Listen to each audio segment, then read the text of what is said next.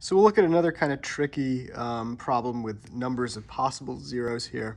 So this problem says, suppose that r of x is a polynomial of degree 11. So degree 11, highest power is 11, whose coefficients are real numbers.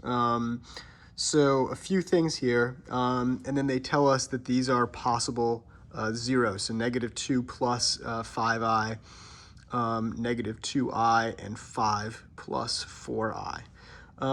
So part A is probably the easiest. They ask you to find another zero of r of x. And the important thing to remember here when we're finding the number of zeros, or finding another zero rather, is that if you have a polynomial of degree 11, and you're told that the coefficients are all real numbers, like they say here, that means that any complex zeros, like these three, these are all complex zeros, they have to exist in conjugate pairs. So that means that -2 minus 5i is going to be a root. That means that plus 2i is going to be a root, and that means that 5 minus 4i is going to be a root. So any of those are acceptable answers for finding another zero. So why don't we just try? We'll do -2 minus 5i. Okay.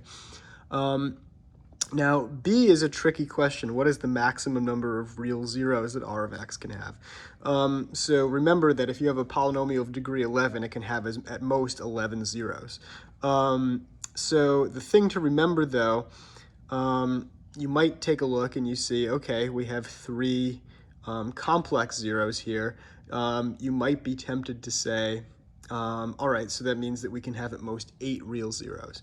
But again, as I mentioned before, because we're told that it has real number coefficients, all of these complex zeros have to exist with their conjugate pairs as zeros. So that means we don't have 3 complex zeros, we have 6 complex zeros. We have this one and its conjugate, this one and its conjugate, and this one and its conjugate. So we have 6 complex zeros definitely. So that means all the other ones can be real, so we can have at most 5 real zeros. And then what is the maximum number of non-real zeros that it can have? Again, you might be tempted to say, well, all 3 of these are complex, so we could have 11 complex zeros. But remember, they have to exist in pairs, okay? And the highest number that's less than 11 that can exist in pairs is 10. So you'd have 5 complex zeros and their 5 conjugates. So 10 is the answer for part C. And we hit check, and it tells us that we're correct.